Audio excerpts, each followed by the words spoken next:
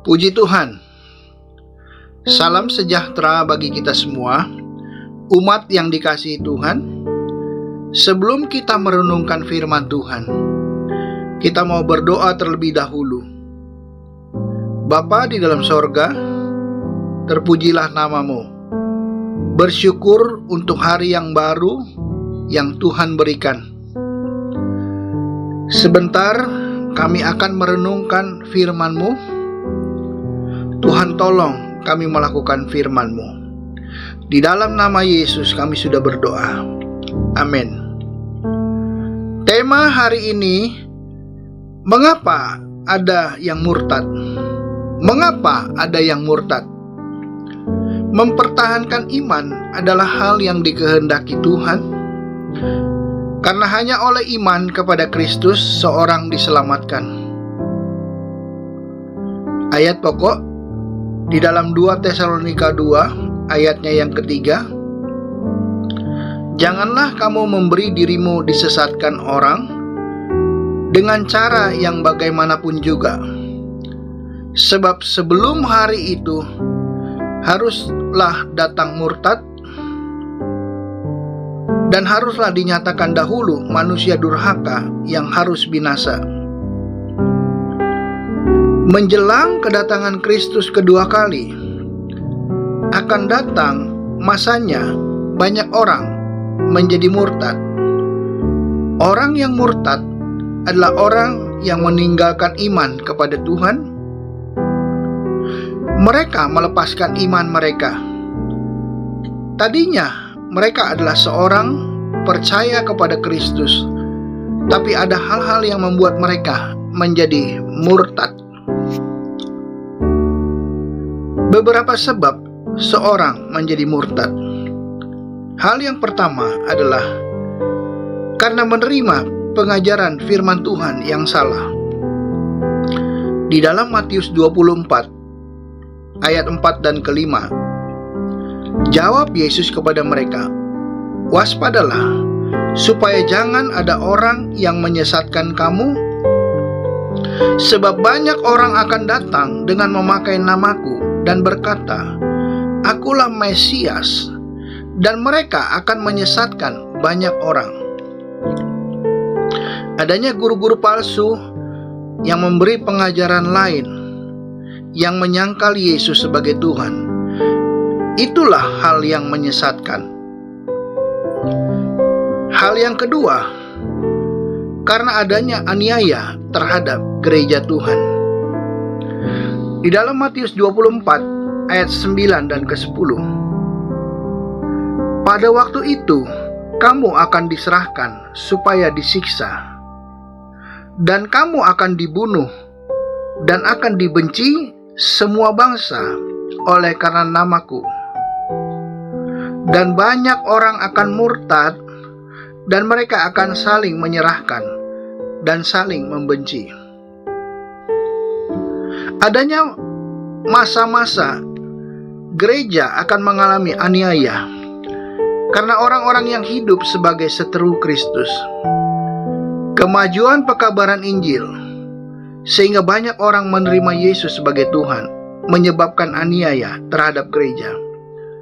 Hal yang ketiga, orang yang murtad adalah orang yang tidak tahan menghadapi pencobaan.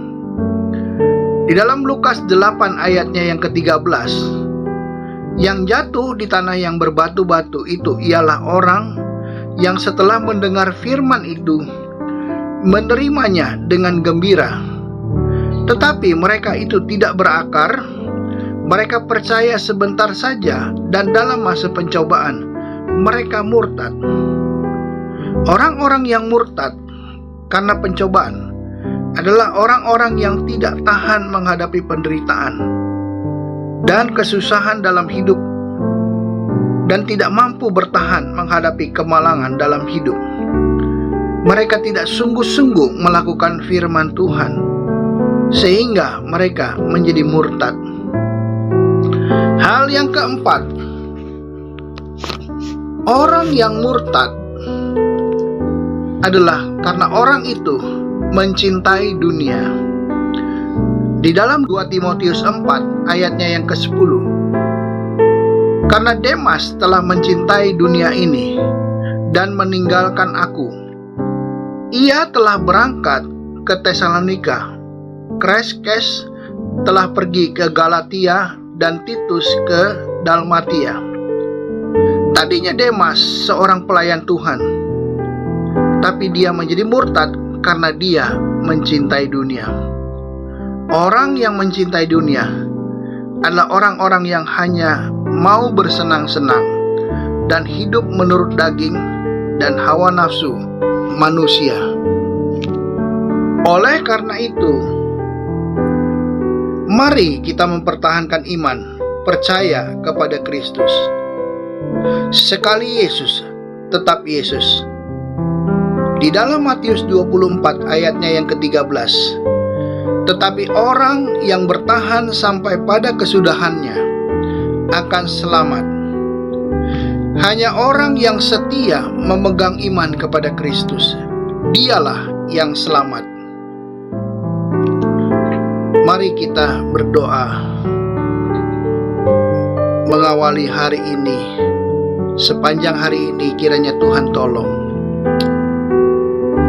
Bapa kami dalam sorga, kami bersyukur untuk kemurahan Tuhan. Pimpinlah perjalanan hidup kami ya Tuhan. Tuhan jaga pelihara dan melindungi dimanapun kami berada. Hamba berdoa untuk jemaat-jemaat Tuhan dan siapapun yang mengikuti doa pagi ini. Bagi mereka yang bekerja di kantor, bagi ibu-ibu rumah tangga, bagi anak-anak-Mu yang mengikuti sekolah, kiranya di dalam nama Yesus Tuhan tolong. Mereka yang sakit, di dalam nama Yesus Tuhan jamah, sembuhkan dan pulihkan. Tuhan nyatakan kuasa-Mu.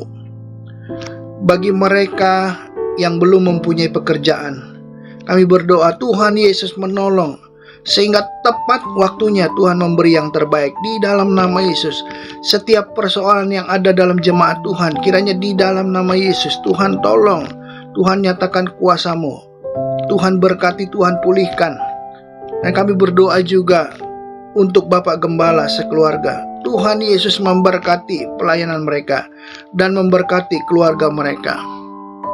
Kami berdoa untuk Presiden, Wakil Presiden, dan seluruh jajaran menteri dan pimpinan yang ada. Kiranya Tuhan memberkati. Berkati kota kami Jakarta, diberkati Tuhan. Berkati kota-kota yang ada di Indonesia. Berkati negara kami Indonesia, sehingga menjadi negara yang diberkati Tuhan, makmur, negara yang maju Tuhan, sehingga semuanya boleh diberkati Tuhan. Setiap usaha menangani pandemi, kiranya Tuhan juga bekerja. Setiap usaha penginjilan, kiranya Tuhan Yesus memberkati, sehingga semakin banyak orang yang diselamatkan. Tuhan, kami serahkan hidup kami ke dalam tangan-Mu pada hari ini. Semua jemaat Tuhan diberkati Tuhan di dalam nama Yesus. Semua yang mengikuti diberkati Tuhan. Kiranya Tuhan tolong kami semua ya Tuhan. Apapun pergumulan kami, apapun peperangan iman kami, apapun yang kami kerjakan, diberkati Tuhan. Kami sudah berdoa di dalam nama Tuhan Yesus Kristus. Amin.